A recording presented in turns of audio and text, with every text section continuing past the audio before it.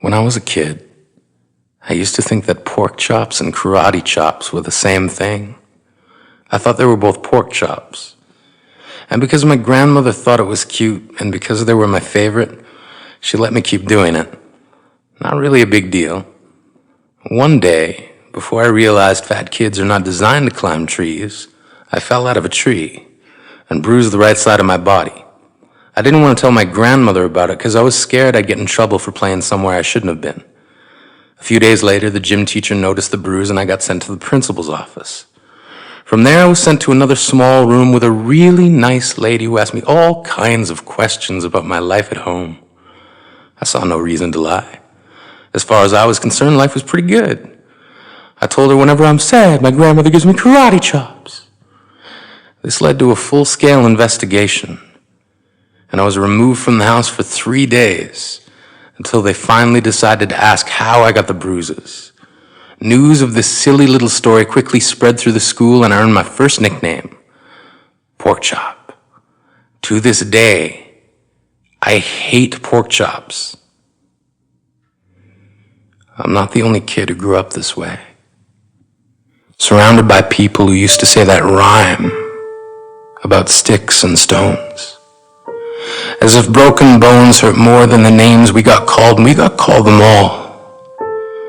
So we grew up believing no one would ever fall in love with us. That we'd be lonely forever. That we'd never meet someone to make us feel like the sun was something they built for us in their tool shed. So broken heartstrings bled the blues as we tried to empty ourselves so we would feel nothing.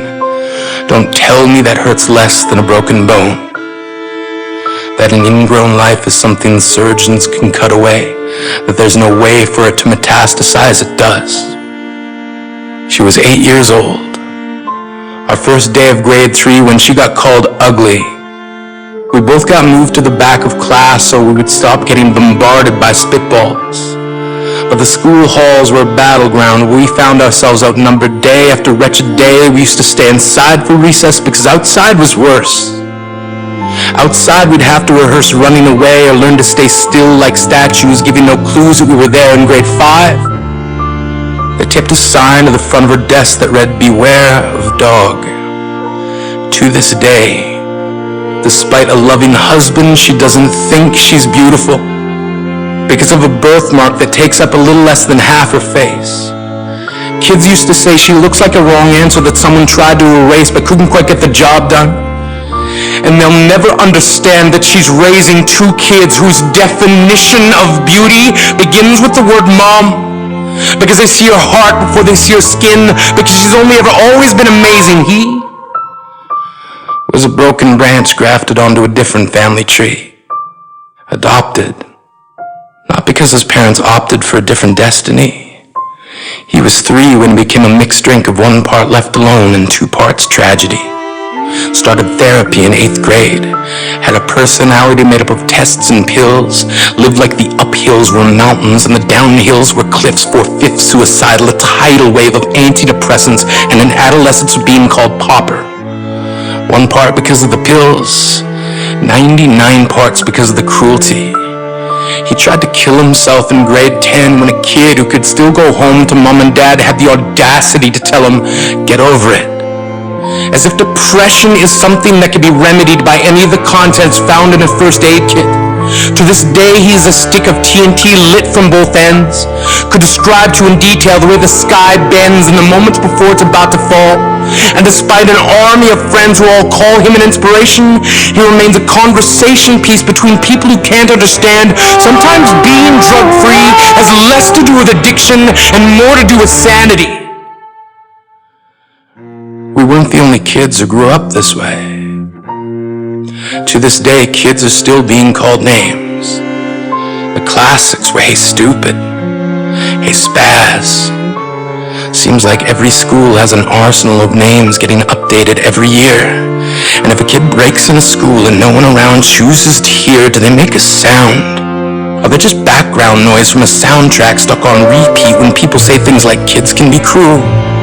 Every school was a big top circus tent, and the pecking order went from acrobats to lion tamers, from clowns to carnies. All of these miles ahead of who we were freaks. Lobster claw boys and bearded ladies, oddities juggling depression and loneliness, playing solitaire, spin the bottle, trying to kiss the wounded parts of ourselves and heal. But at night, while the others slept, we kept walking a tightrope. It was practice, and yes, some of us fell. But I want to tell them that all of this is just debris left over when we finally decide to smash all the things we thought we used to be. And if you can't see anything beautiful about yourself, get a better mirror. Look a little closer. Stare a little longer. Because there's something inside you that made you keep trying despite everyone who told you to quit. You built a cast around your broken heart and signed it yourself. You signed it. They were wrong. Because maybe you didn't belong to a group or a clique. Maybe they decided to pick you last for basketball or everything.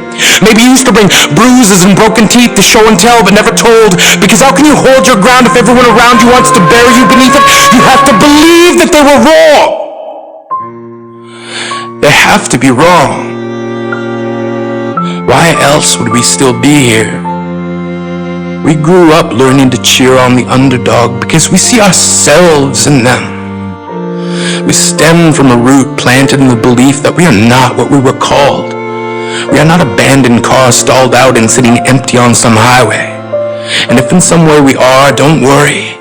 We only got out to walk and get gas. We are graduating members from the class of we made it. Not the faded echoes of voices crying out names will never hurt me. Of course, they did. But our lives will only ever always continue to be a balancing act that has less to do with pain and more to do with beauty.